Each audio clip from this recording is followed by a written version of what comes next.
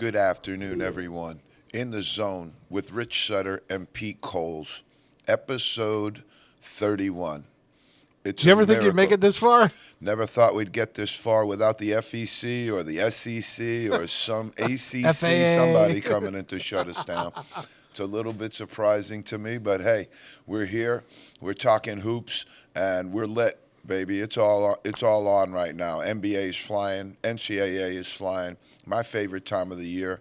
Also, as we head into the holidays, really, really great basketball will be happening around the holidays. But today, Pete, in our Feed 'em Fish section, and I'm going to apologize to the listeners and our viewers up front, but we're in the middle of the basketball season right now, and I've been yelling at a few people, so I'm not sure how my voice is going to hold up today. But You're giving them the business? I think we'll give it. We're trying to give them the business. I think they're giving me the business more than I'm giving them the business right now. But that has ebb and flow to it as well.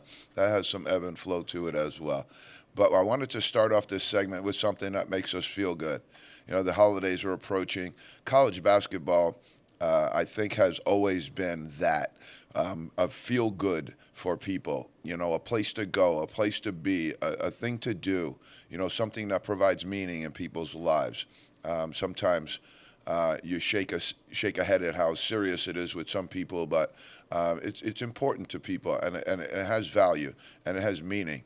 But I wanted to start off this segment with one of our own here from Westfield, Chris Caputo, our head coach down at George Washington, was my first recruit at Westfield State, came out of Archbishop Malloy, played for the vaunted great basketball coach, Mr. Jack Curran, probably one of the greatest basketball coaches in New York State history or national history. I've gone on a rail about this on the show again. I guess every time I bring his name up, I'll say it again. There aren't 50% of the guys in the Hall of Fame currently can hold Jack Curran's clipboard. 50% of the guys in the Hall of Fame that are currently in there cannot hold Jack Curran's clipboard. Jack Curran belongs in the Basketball Hall of Fame, and they should put him in. It's posthumously now, but there's a lot of people out here that are still rooting for that. A lot of people that are still hoping for that. So I hope the committees as such can get their head around that and realize that most of the people that are currently in the Hall of Fame who knew Jack Curran would tell you that he absolutely belongs in there. His other counterparts of Morgan Wooten and Bobby Hurley Sr., who are in the Hall of Fame, would absolutely tell you that Jack Curran belongs in the Hall of Fame. I can't tell you what the holdup is about that, but I would imagine that it was along the lines of Coach Curran's not really believing in self-promotion. Coach Curran's not really believing that self-promotion was a thing. But let's get back to the feel-good part of this, okay? GW, my former player, Chris Caputo, is the head coach down there now. They're off to a 3-0 start.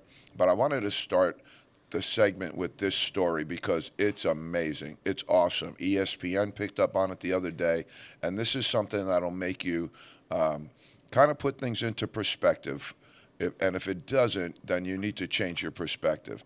Garrett Johnson, young man, started out his basketball career in the DMV area, also then went on to Princeton, very, very good basketball player, wound up having a situation, and I have to look more into this a little bit medically, but it was a benign tumor that was found by him and his family. And it was listed as a benign tumor. But what happened with it, I'm not 100% sure. But 9 rounds of chemotherapy. Wow. 3 years. And GW, after his last round of chemotherapy, came in, offered him a scholarship. I want to take my hat off to Coach Caputo because this is the absolute right thing to do, and I love it. And the young man is playing, getting into uniform, and he's part of their 3-0 success right now. Couldn't be happier for the Johnson family. This is a great story. 9 rounds of chemo. So everybody that's walking through their day that hasn't had to put up with something like that, feeling bad about your day and feeling, wow, you know, I wish things were a little bit better, put things in perspective. Garrett Johnson's out there now, and he's plying his trade at GW. Couldn't be happier that the story has a local resonance as well. but I'm proud of my former player for having the courage and conviction to do something like this. I'm proud of a guy like Garrett Johnson who could fight through 9 rounds of chemo, 3 years of not being out on a basketball court, and now go. People, watch this program. Watch this thing, because this thing is on the way up. All right, I'm giving you this as an early tip. That program, GW, is on the way up, and they're on the way up because they've learned how to do things the right way.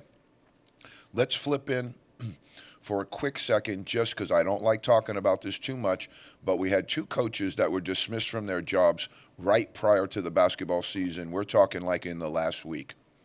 Jared Grasso was released at Bryant. A number of different things going on around there. I mean, there's a lot of things swirling.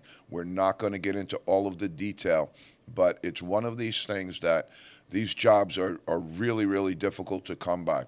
There are 363 Division I jobs in the entire country. They are really, really difficult to come by, these jobs. When you get one of these jobs, I hope, because I'm a guy that tried for a long time to get one of these jobs and wasn't able, I hope that at least there's some recognition of the fact that you've reached a really, really high level in our profession. Sure. And sometimes, whether it's deserving or not, that shows. And so at Bryant and also at Fairfield, they removed their head coaches very, very close to the basketball season. And it was for different things that were going on in the program.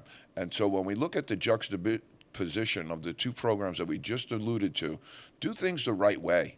Do things the right way. Take a shot on Garrett Johnson and some of the ways that these people do their recruiting now, how they hire their assistants right now. It's your own conflagration that you're being burned up in. It's your own fire. You lit the fire, and now you're getting burned up in it. But right now, Fairfield and Bryant will be looking for coaches. I believe Bryant removed the interim tag from Phil Martelli and gave him the job permanent, which may or may not be a good thing. I don't know. But his father, Phil Martelli Sr., is the interim coach at Michigan right now, while Juwan Howard is out with some health issues. So, is your resume all polished up? It's one of those things where it's a dream, and you don't know if dreams die, and that's where, for me, it never has. I'll always keep living that until I stop. And Bonaventure was always the place I wanted to return to. If you offered me one of 363 jobs out there, I'd pick St. Bonaventure, and then I'd do it twice on Sunday because I love that place and it's a special place. But to all of the other places that I was around and grew up in and watched their programs struggle for myriad of years and years and years, it makes you wonder sometimes. But I've really, the more that I meet people in the business, and the more that I talk to people in the business and they find out what I did and they find out what they're doing, it seems to me that where I went made a little bit more sense to them, and they seem to think that I made a good decision. I don't know. We'll never know until the end. Westfield State thinks you made a good decision. I think they might. I hope they do. But dreams unwind, and love's a state of mind, Pete. Yep. That's Fleetwood Mac. We'll leave it there. All right? On the RSS Chop Shop, okay? I love helping out gamblers here. These guys are having tough weeks sometimes. So what I decided to do was I put out on Twitter last week 4 basketball games for our friends that might be into some of that business on the offside. Some people who like what's called the action. All right? So what I did was I just put out on Twitter 4 games last week that I thought would be of value to some people. So people that are there involved in some of the activities around some of the other activities, the people there might want to take notice because we're 4-0, Pete. Really? We could have cleaned up a lot of ledgers for a lot of people out there in Vegas, boys, but we're going to give them to you. They're on Twitter. You can go back and look at them, so we're not just blowing smoke here. We gave you Texas A&M over Ohio State. Love Buzz Williams. Their team's really, really good. They're underrated right now, and they're a pretty good team. They went into Ohio State, and I liked the game we gave them. That was our first one. We picked Holy Cross over Georgetown. There was a ton of points on this game, but I like Paulson, the coach at Holy Cross, a lot, and I think it's going to take Ed Cooley a little bit of time to get his act moving down in Georgetown, given the fact that Patrick Ewing kind of left it in a shambles. So you go and you say, okay, it was like a ton of points. Holy Cross beat Georgetown in that game. Straight Holy up beat Cross them. straight up won the game. It was a really good game. I watched the entire game, but they straight up beat them and won the game. And I have a Dave connection Paulson- to that school, by the way. My cousin was the headmaster. He's a Jesuit priest. And he was Wow. the headmaster in the 60s and early 70s. Okay, so I was in Dartmouth last night, the Dartmouth College last night, and I got to show you a picture on my phone of some guy named Coles that they got a big thing up in the Dartmouth gym on. Okay. I'll show you. I'm not sure if he's a relative of yours, not Pete, but the Coles are killing it. We gave you the Kings over the Cavs in the NBA because De'Aaron Fox returned that night, and we thought that was a good play. Last night, we told you the Celtics were going to go into Philadelphia and they were going to beat the 76ers because the 76ers beat the Celtics the last time they were in Boston. Now, I'm going to give you a little bit of a tip on top of a tip here, folks, okay? Sometimes the line makes you go, So you say, the Celtics lost to them. They did not have Porzingis, and they did not have Jaylen Brown. Brown was out with an illness. Porzingis has a knee contusion. Neither one of them played in the game. Their bench, Horford and the kid White, came up, played very, very well in the game. But they were favored in the game to win the game going into Philadelphia by a significant amount of points without those two guys. So I think the guys in Vegas thought something about it too. So when they make you go home and jump on it. All right, so we're 4-0, Pete. We'll keep you posted. I'm sure that's going to change. When I fell asleep that's last night, gonna the change. Celtics were up by 2. And I think it was quarter of the way through the third. But they were playing well. We're going to talk about that a little bit. Also, Okay. They're 9-2. They're at the top of the thing. But the thing that they alluded to in the article that I read was their depth came in last night, and I don't think they have a lot of depth. But I'm willing to listen. Into the college ranks, we had 2 awesome games the other night. Duke played Michigan State. Michigan State's really overrated. Izzo probably can get it together by the end of the year, but I think they're a little bit overrated. I think Duke's overrated, but they look better than Michigan State the other night. They played well, got some perimeter action that they're going to need. They're going to need some perimeter scoring. Proctor gave them a little bit of that, but they have some weaknesses on that team as well too. But the main thing that I took away from that game is Filipowski seems to be healing up pretty well after his surgery, played pretty well. And that was a really, really good marquee game. I cannot for the life of me, and this is where the criticism came from, why didn't they start the season with these 2 games? Why didn't they start the season, the kickoff of the inaugural for the season? You're playing these games 2 or 3 weeks later. They're going to play a bunch of games in the Baha Mar and the Hawaii tournaments and all that other stuff that are going to be rough games. Why not play this? Why wouldn't the NCAA open up with this marquee arrangement? I don't understand it. And the NBA did a great job with it. The NCAA needs to work on their game a little bit because in the second game, you had a monster game of Kansas playing against University of Kentucky. And that was 2 back-to-back games. I only saw the second half of the Duke game because I was at practice. But then I came in and I watched the entire Kansas-Kentucky game. And basically, I call it a self-own. You know, it's called a self-own in our culture. But I call it a self-own because Bill Self absolutely owns John Calipari. He has a lease on that or a rental. I mean, every time they see Option him, to buy. go back to when the Memphis was in the final game and they had the game won. They were about ready to win the national championship and gave it away. Who was the coach on the other side? And then again, you watch the other night. Kentucky has the game for the entire night. Dillingham was playing out of his mind. A couple of the other players for Kentucky were playing absolutely great, and then it kicked on. And boom, Self just kept coming. And their fundamentals played, and Kentucky's wildness and their streakiness didn't last till the end of the game. A good effort by Kentucky, but in that, I wanted to mention the $2 million man, Hunter Dickinson. 27 points, 21 rebounds. That's why they signed him. That's a pro line right there. That's a pro stat line, and his numbers were ridiculous. And I haven't been that high on him, but Bill Self says he has the best offensive skill set of any big man that they've had. And you're talking about Bam Adebayo and some other guys that are in the pros right now. Sure. But Dickinson had a great look at that. Draymond Green gets a 5-game suspension.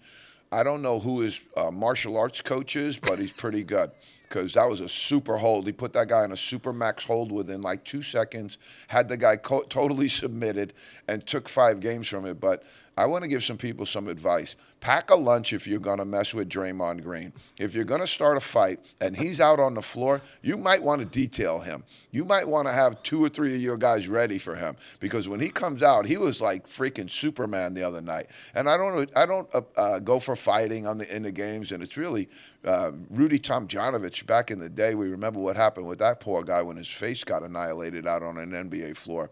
But with the thing with Draymond Green, something broke out, and he was there, man. If he was my teammate, I'd be like, this is the guy you want to have on your back. He's Steph Curry's wingman, and I'll tell you, go watch the film on that. And he has this guy in a submissive hold in like 2 seconds, and it's over. And he's dragging the guy away. He's not trying to hurt him. Wasn't trying to do anything physical to hurt him, but he was protecting his own guys, and it was just something to watch, man. I go turn it on. But he drew a 5-game suspension, and he drew a fine. If I'm the rest of the Golden State Warriors, and I'm going to put this out there to their community service director, Adonal Foyle, they should pay his fine. The rest of the Warriors should chip in and pay his fine, whatever it is. Whatever he drew, they should pay his fine because he was watching their backs and did a pretty good job with it. Here we go. You're going to watch this. A little scuffle breakout. You see him coming up on the rear here. Here it is. Boom. Watch this. Snap. Boom. See ya. Full submission. Got him. Taking him away. Not trying to hurt him, but taking him away from his players and not letting him hurt anybody else. 0-0. On the scoreboard. Look at the scoreboard to the right. If you want to know like how things are getting hostile in both the NBA and the NCAA, take a look at this. And the reason nobody really broke up about it is because it was Rudy Gobert. And a lot of people, from what I understand, in the NBA don't really care for him. So I didn't even see his own teammates really come to his defense there. I mean, he got put in a sleeper hold there. So that's a little bit tough to live down, I think. Duke, we're going to talk one more second, about their recruiting again. They're going to hyperspace. We've talked about that. They just signed another great player. Keep an eye on 2 and 5 is what I'm telling you. So these are your Powerball numbers if you're a Duke player. If you're a Duke fan, these are your new Powerball numbers because these are the numbers of the recruits that you have signed. You're 1, 8, 19, 22 and 45, and I think 45 is as good as any of the 19, 22, 1, or 8. Keep an eye on number 2, Mr. Dylan Harper, scheduled possibly to go to Rutgers, but Duke is still there, and if Duke is there, you got to pay attention. And number 5, VJ Edgecombe out of New York. He's looking at some different schools. Boogie Fland went to Kentucky, so that kind of changed things in that direction. Now Duke has a situation where they're sitting on 2 and 5. And if it goes 1, 2, 5, 8, 19, forget about it. Forget about it. Boom. Take it to the bank. The NIL guy at Duke has now claiming carpal tunnel syndrome. So he's having to work way too hard pushing that cash register. But right now he's claiming he's got carpal tunnel syndrome. Right now we have out something that was on ESPN that I looked at. I liked it, so we're going to just cover it a little bit.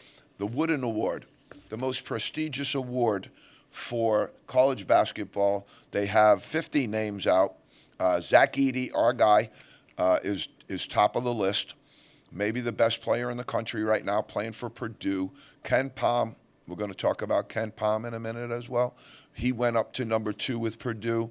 I like Purdue. Edey, if anybody's noticed, last year he was 7'4", 285 pounds. I'm going to take a guess that he's still 7'4", but right now I'm going to say he's 260.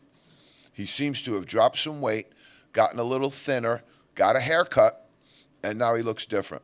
He looks much thinner, much more svelte, much more movable. And I think if there was a little bit of a knock with the NBA scouts, is that his mobility was an issue.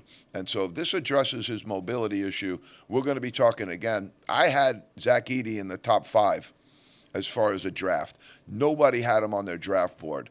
This young man's going to play in the NBA for a long time, fellas. If he stays healthy, he's going to play in the NBA for a really, really long time. Some of the other names that were on there, Hunter Dickinson, and after 27 and 21 against Kentucky, you think that race might have tightened up. You know, Filipowski is on there from Duke. I'm not sure he's a player of the year candidate. I think he is a beneficiary of being on a really, really great national team. And because he might be their best player, they're considering him for the Wooden Award. I think there's better players in the country than him right now. Armando Baycoat from North Carolina, another guy who's been around a long time, paid his dues. Had him maybe in the late first round of our NBA situation last year, maybe a late second round. He's big, he's strong, he's physical, but he really has to improve his offensive game. He really needs to improve his offensive skill set in order to draw that NBA type of look. They have Isaiah Collier from USC. They have Justin Edwards from Kentucky. Donovan Clingan got thrown in there from UConn. Again, I think Clingan is a beneficiary, much like Filipowski is. Trey Alexander from Creighton's on the list. I like him. We talked about Baycoat. Arizona's off to a very good start. And Duke fans that might watch this show, sometimes this show is a hoop show, and sometimes it is a prophecy. And we told you we didn't like Duke that much last week. We said we saw some weaknesses on there. Arizona went in there and beat them right away. And so what we saw is real. What we saw is real with those Dukies. They don't have that perimeter star guy that's going to carry them. Their inside guys are good. Filipowski and the other guy, they're both fine. They're both serviceable. But I don't think their guard play is Duke-level guard play, and their wings just aren't strong enough. Had Tariq Whitehead returned to this team, I'd be singing a different song. But when he went to the NBA draft, I think that hurt. Umar Ballo from Arizona in there, off to a good start. Reese Beekman, he was in the NBA Combines. I was a little surprised he came back. I thought he would have been drafted, but he returned to Virginia in order to improve his draft position. I think that's always good, especially, as I said, that's the one positive of the NIL. That's the one good thing about the NIL is it's allowing players possibly to make better decisions about their draft situation, make better decisions about should I stay or should I go. And if you look over the course of time, the Should I Stay group has been very, very slim because they couldn't stay and get paid. And so the Should I Stay Go group has been much larger. And there's been a lot of really, really rough stories in there going way, way back to Felipe Lopez, Lenny Cook. I could give you a number of names of guys that were told they can't miss and had really good college careers. Zendon Hamilton, you know, they probably went overseas for a number of years, but did not make it into the NBA. And one of the reasons for that is because the skill set, you know, isn't an NBA skill set. And so when you look at Beekman, I don't know coming back is going to improve, but he's probably, you know, getting $700,000-$800,000 a year to be there. I like this young man in the draft board, Adem Bona from UCLA. I like him a lot. He's big, long. He's going to be a Part B big man in the NBA. We referred to that a little bit. He'll be a Part big man, a Part B big man, meaning he's not going to be an offensive threat, not going to be a guy who plays away from the basket, but he'll block shots, he'll rebound, and he'll do the defensive quadrant for you. Pretty good. Not a lot of other names on here that have any shot at winning it, I don't think. Zach Edey will be the only two-time player to do it. I tried to look up before I came in here who was the other player that won it. I was unable to find that. Well, next week I'll try and dig it up for you. There's only one player that's been a two-time award winner. I see Pete in there starting to type and starting to get rallied up in there, so maybe we'll have that answer before the end of the show. In the men's college ranks, the scoreboard, you know, looking at what's happened, we've had a couple of different bumps. We talked about Michigan State getting a bump and a $90,000 payday on their guarantee, when they went in and beat Michigan State. I'm not a big Michigan State fan this year. I am a Tom Izzo fan, always have been. I love his preparation, love the way he prepares his team, but I'm not a big Michigan State fan this year. I don't think that they're going to finish in the front of the Big Ten. I'm going to say that right now. I don't think that they're going to finish in the front of the Big Ten. I also went out and said the same thing about Duke. I don't think Duke wins the ACC. I think Miami and North Carolina have better chances to win it right now. And I think that's what happened the other night when you looked at it. You know, when Arizona went in there, Arizona's, very highly thought of in a lot of circles. Coach has done a good job there trying to maintain what they've had. From Coach Miller when they were a national top 25, top 15, top 10 program for many, many years. They kind of ruled the West Coast with Lute Olson and Sean Miller. They kind of ruled it out there. Now you got Mick Cronin at UCLA and Andy Enfield out at USC trying to shake things up. And makes the West Coast very, very exciting in basketball right now. I think that it's important that there's good balance in the leagues and in the different places. But when you start, as they've done with this conference realignment, dragging teams from one conference all the way to the other, it makes it very difficult for the average fan to follow.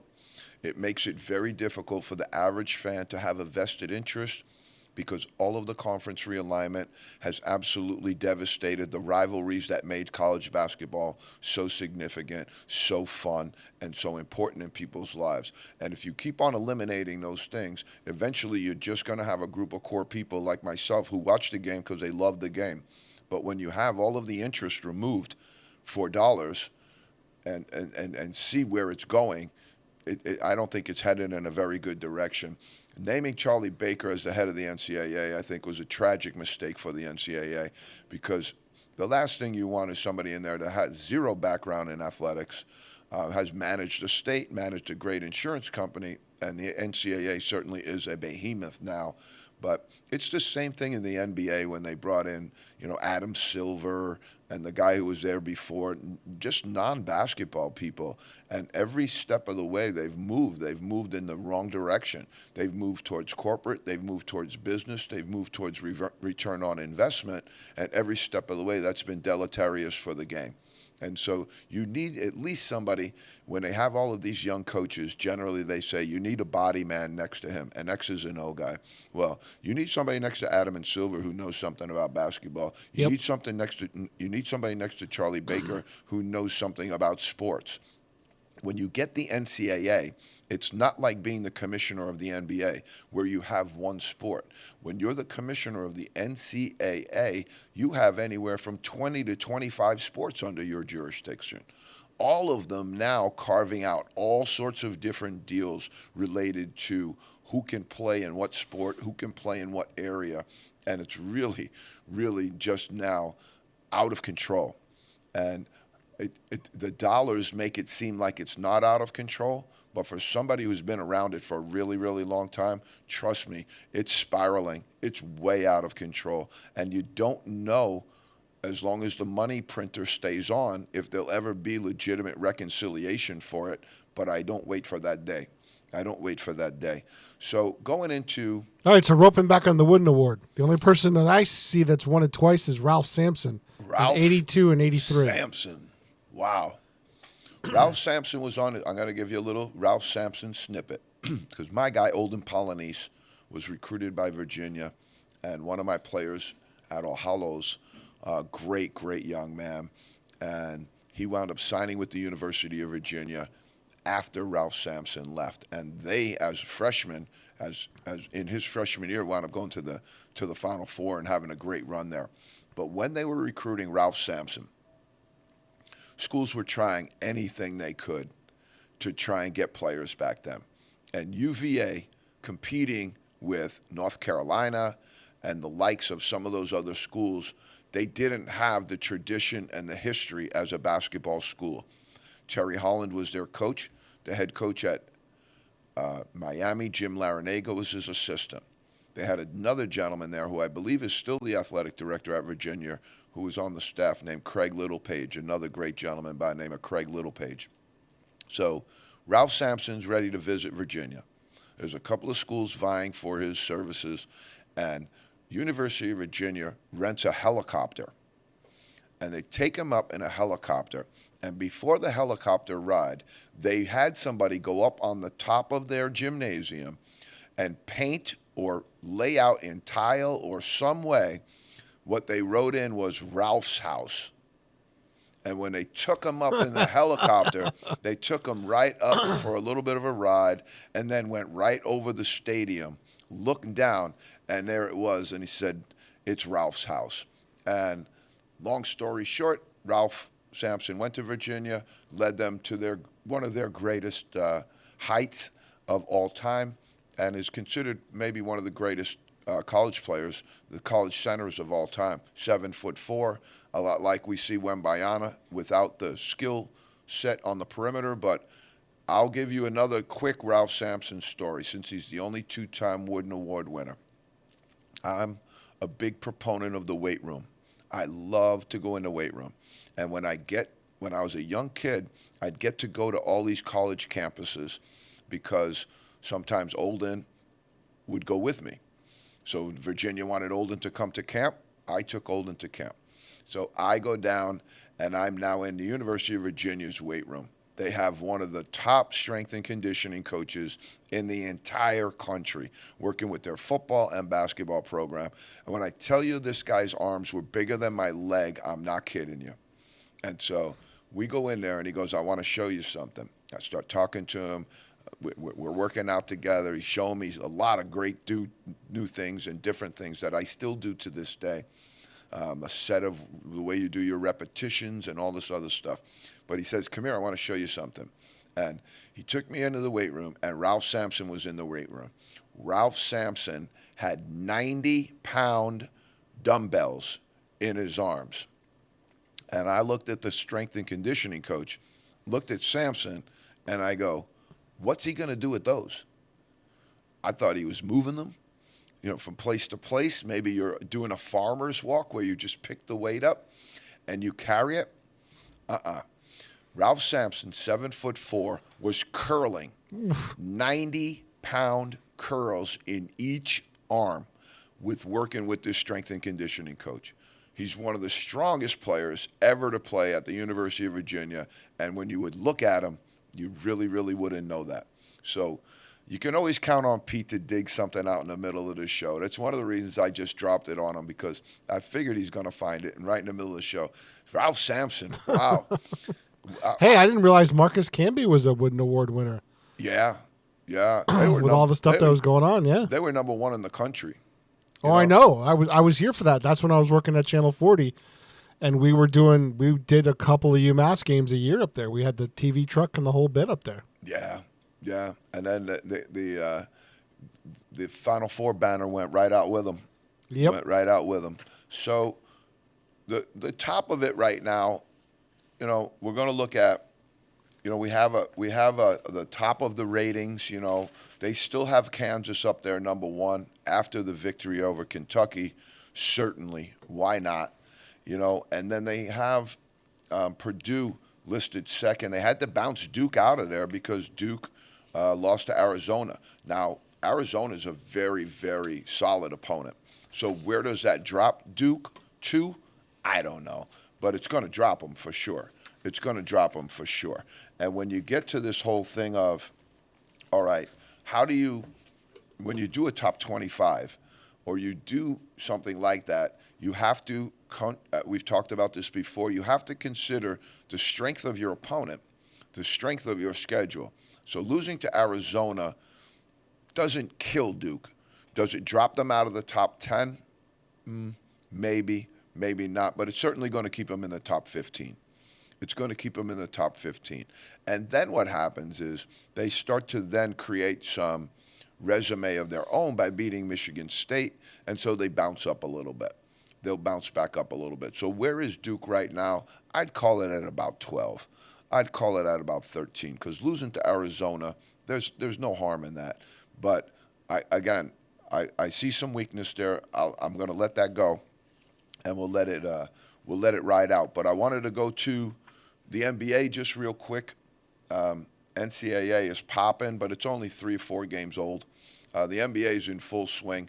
Just wanted to go over a couple of different things that we see and what's happening.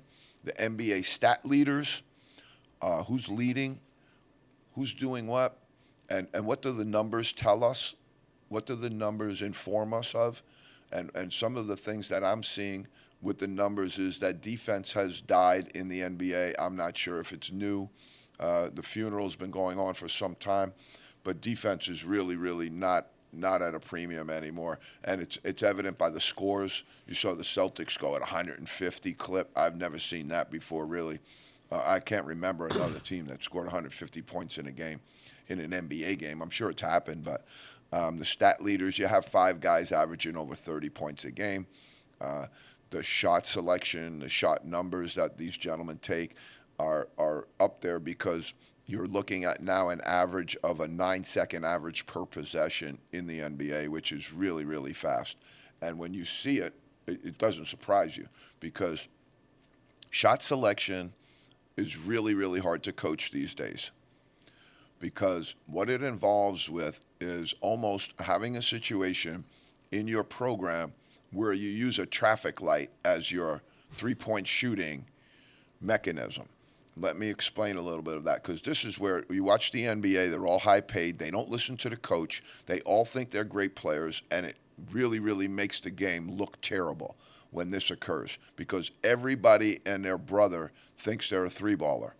Everybody and their brother thinks they should be shooting a three-point shot. So let me go back to my traffic light analogy.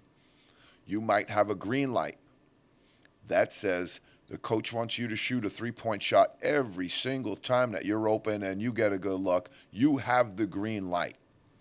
Now, a lot of times what happens when you give the player the green light, they become more judicious with their shots. They know they have the green light. They can shoot it anytime they want. So then they have a little bit more deference. And I think that helps when you can go through this analogy with your players. But it's difficult as you climb through, and I'm going to explain why. Okay? Now we're up to yellow light. Yellow light means, I don't think you're a great three-point shooter. But you're not terrible either. And there are going to be times when you're open and you're going to have the ball reversed to you. Are we going to shoot that shot? Yeah, we got to shoot that shot. So what you really need to do is try and improve your yellow light shooters to green light shooters in the course of the year. But make no mistake about it. You got green, you got yellow, and now when we get to the top of the pyramid, this is where it gets really difficult. It's difficult with the yellow because you don't want to put things into your player's head which cause trepidation. But you also don't want a Jesse James shootout where you're going to get shot out and you're going to wind up losing, because all of those long shots put pressure on your defense. All of those long shots go in at a clip of less than 35% generally. And so if you want to really, really get into the numbers, you really, really got to dive into it. But when we get to the yellow, it's a little more subjective. When we get to the red, we're telling that player, don't ever shoot a three-point shot unless you hear the clock go 3, 2, 1, and then launch it. So we're telling guys, if you're green, go. If you're a yellow, think about it. Because if it doesn't go, then we're going to find somebody else maybe that it does go for. And if we're red light and we're telling you, dude, you're a wheel man. Play in the paint, yeah. Play in the paint, set screens, you're a wheel man, then you're going to do that. Now, you see a lot of guys in the NBA are willing to play that role because they want to get paid. It's a little bit more difficult in college. Now guys are getting paid there, but at the lower levels of Division I, at UMass, at Fairfield, at LIU, at those places, it's really, really difficult to manage shot selection for your team. And as a coach, you fight it, you struggle with it, and it's difficult.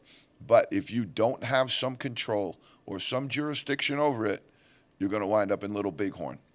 So who's leading the NBA in scoring right now? It hasn't changed a whole lot, but we got Joel Embiid leading 76ers, doing really well. They're they're in second place behind the Celtics. They have 3 losses, doing pretty good post Harden. And if you realize what's going on with the Clippers, sometimes, man, you just swallow your own poison sometimes. And I think the 76ers are starting to get free of it, And the Clippers just found out what it's like, that it's hard to be Harden. Charles Barkley destroyed him on TV the other night. Absolutely destroyed him on TV the other night. A bunch of other newscasters coming out and really, really kind of turning on him because the whole story of what went down in Philadelphia is kind of resonant of what happens with him when he comes into a program. He has a very high demand about things he wants and move this coach out and move that coach out. And at the end of the day, I guess he was trying to move Daryl Morey out. And thank God the 76ers moved him because there's got to be some line. There has to be some line. Steph Curry, Luka Doncic, Kevin Durant is fourth. Kevin Durant is fourth. And that's just come recently because he hadn't started off great, hadn't played exceptionally well to start it. The Suns are really struggling right now. They don't moving Booker over to the point guard spot or not having a true point guard right now is killing them. And they also traded for Bradley Beal, gave up a significant couple of different things for Bradley Beal, but he's yet to crack the lineup. So I'll reserve judgment on it until he gets back. But Nikola Jokic is fifth in scoring, and the Nuggets are holding court out there. They have a similar record to the Celtics right now, and I think that's going to be your final. I think the Warriors are trying to make a move, but they're not good enough. Klay Thompson's done, folks. I got news for you. You shouldn't have traded Jordan Poole either because he's a really, really talented player. Mercurial, no question, but he can put the ball in the basket. And if you kept him and Curry together instead of him and Thompson, you'd have a whole lot more going on there right now. I don't see how they eclipse the Nuggets. I really don't. Okay, over on the defensive side, we'll get to that later, but I just wanted to mention this also. Tyrese Halliburton is a young man that is in obscurity, and he right now is really, really crushing it in the NBA. He is putting up significant numbers, but he still leads in assists, and he's actually gone up to 12.5. That's unbelievable. Tyrese Halliburton. Then it goes Trae Young, LaMelo Ball, Nikola Jokic, and Luka Doncic. When you have 6'10", 6'11", big men able to pass the ball like they're doing, that's why their teams are playing well. That's why it's going on as well for them right now. The leading defensive leaders in terms of rebounds, you have Jokic, you have Sabonis, Rudy Gobert, Mitchell Robinson, and the ever-injured Anthony Davis. Anthony Davis still leads in blocks. Brook Lopez, Wembanyama slipped in there in blocks. But Rudy Gobert, a lot of people don't like him, but he's kind of noted in two different categories there. So I think that's pretty good. All right, Pete, we're going to close out the show with the second round of our grades from the draft. We gave you the first round last week, and then we're going to jump right into it this week with the draft second round of what we thought happened in the draft, who did well, and again, who's not doing well. And so when we look at the NBA as a whole, it's very, very difficult to get your thing started in the NBA as a rookie. I'm looking for my papers right here. I got way too many papers here. I'm looking through them. I'm trying to find exactly what I'm looking for, but I think that I just found it on the flip side.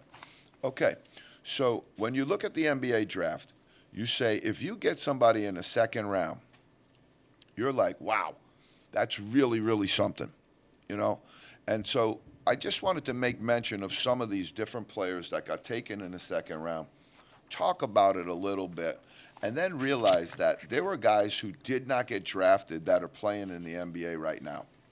There are guys who did not get drafted who are playing in the NBA right now, and it makes a huge, huge difference when you look at some of the players that are out there that did not get drafted, and you say, wow, they're going to be around for a bit.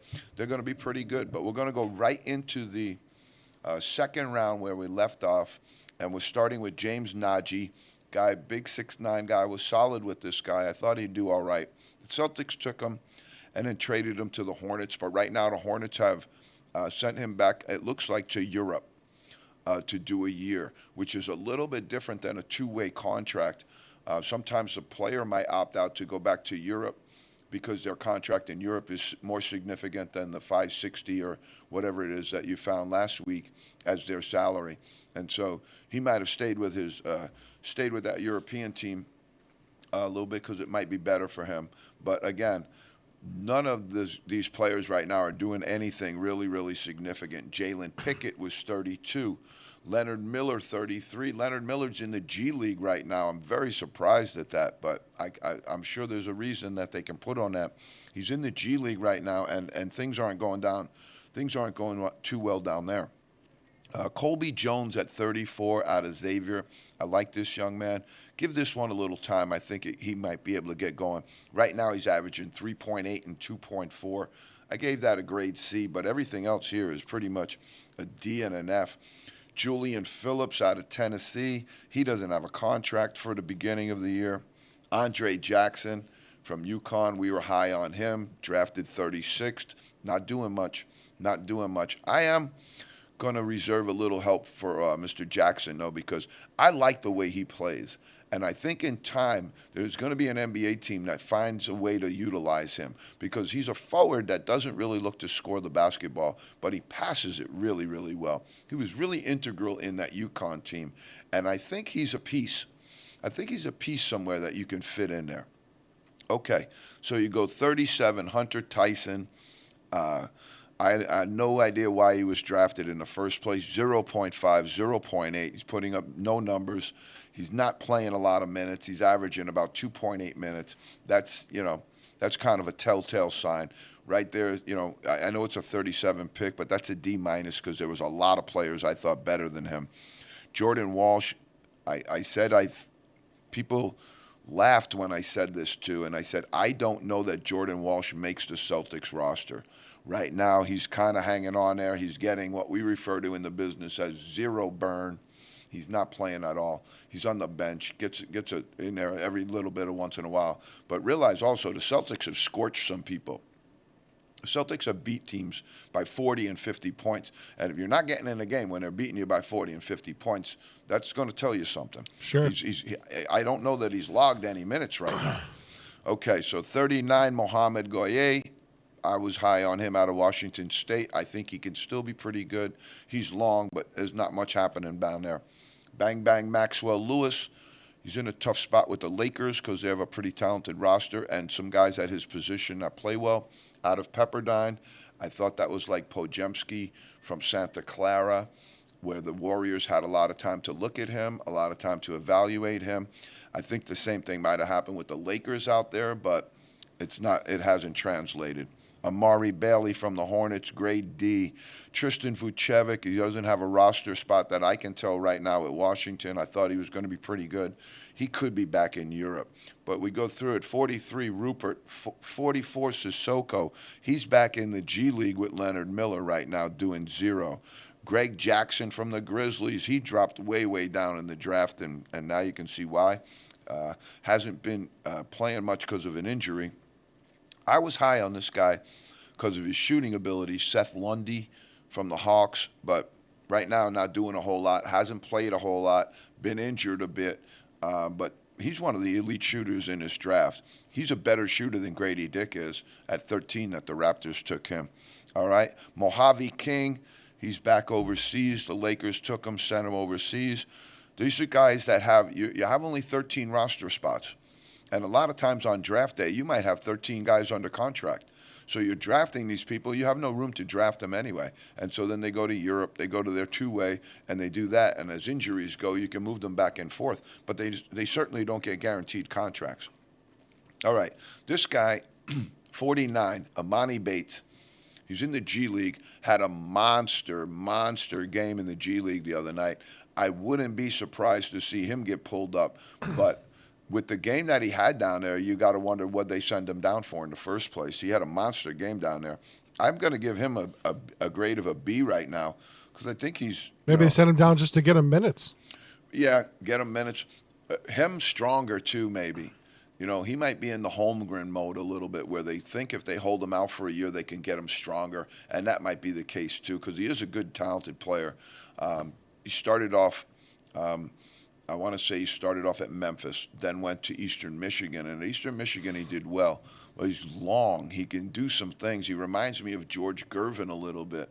But certainly the numbers he put up in the G League, if he keeps doing that, I think he's going to get a chance. I think he's going to get a chance.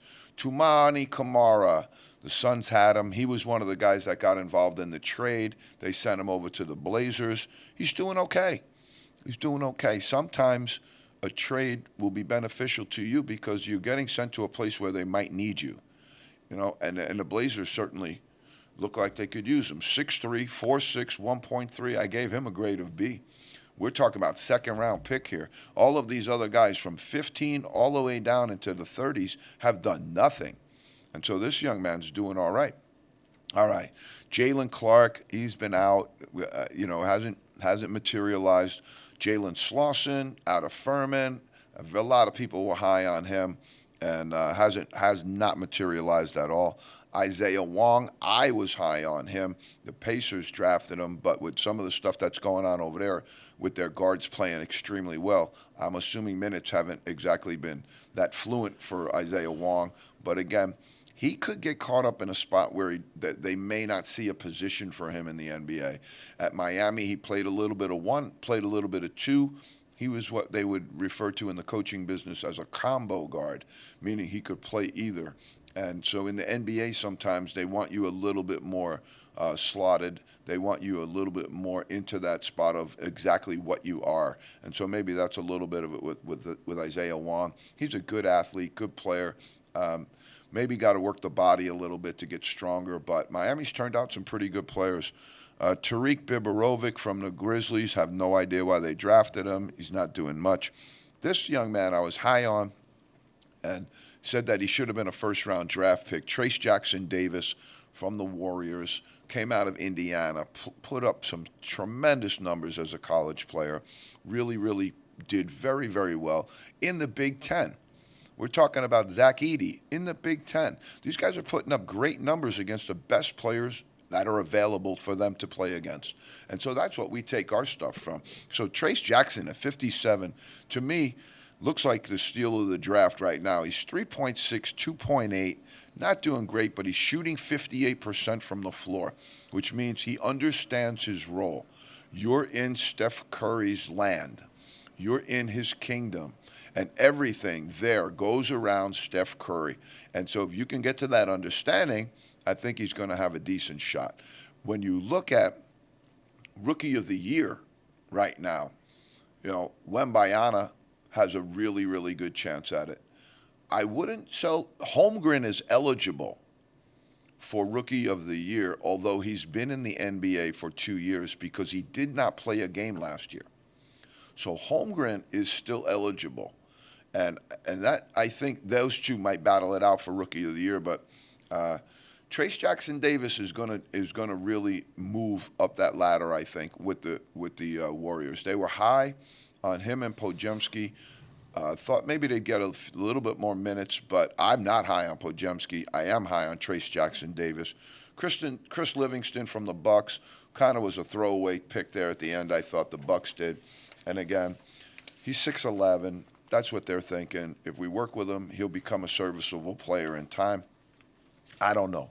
I did have the ability to see a couple of local teams play just recently. So I'll have talked a little bit about my Colgate career.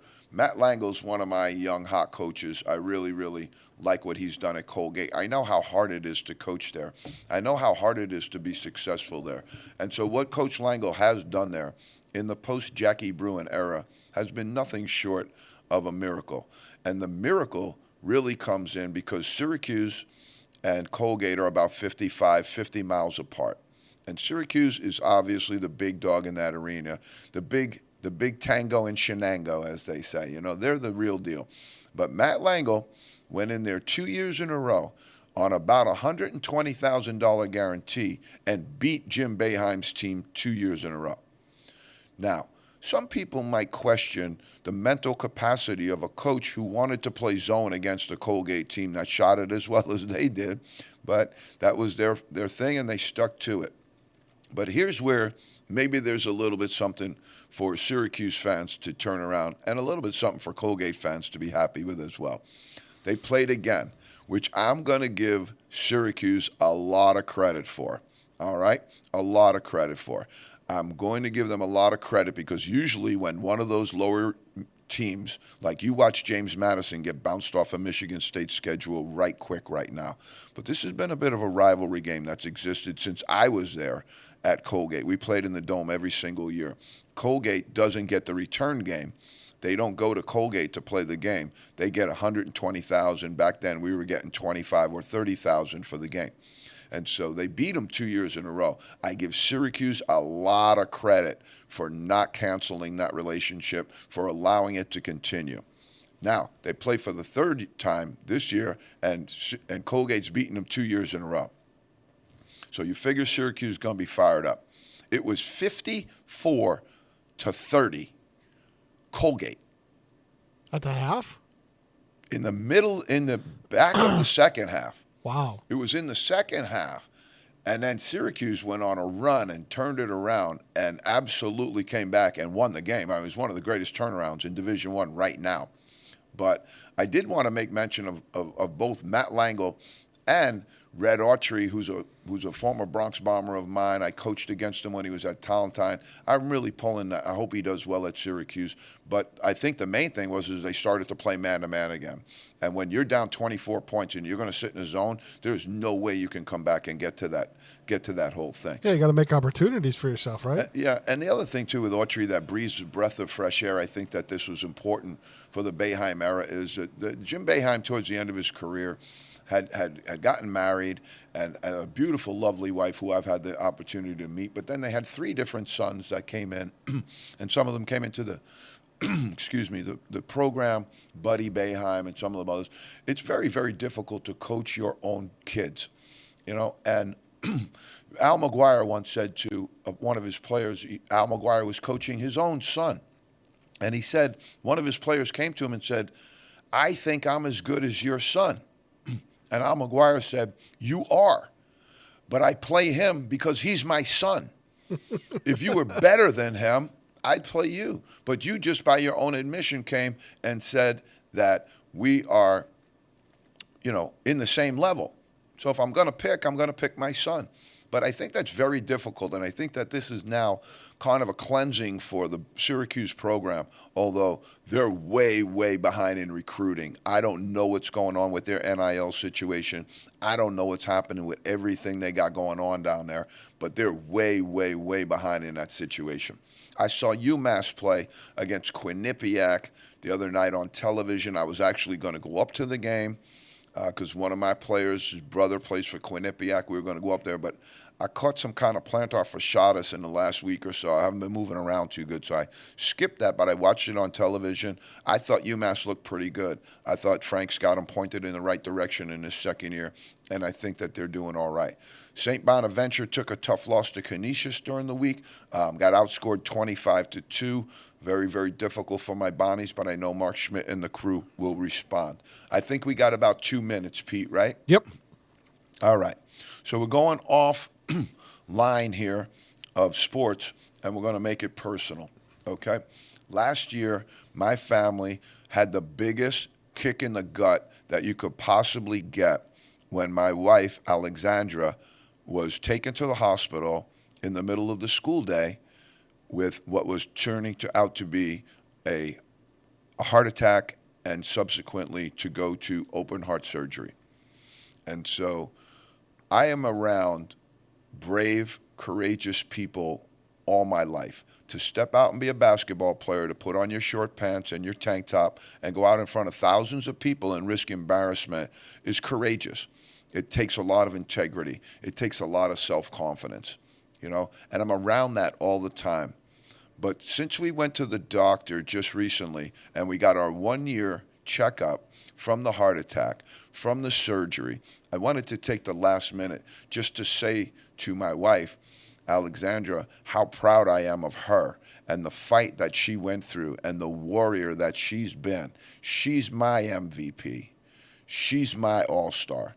And I am so proud that we got great news from the doctor. Everything else worked out well. But this team that we have is nothing without that superstar. She's the Michael Jordan of our family. Absolutely 100%. And as much as there's people out there that are going through these different things, know that we respect all of your efforts and we know what you're going through.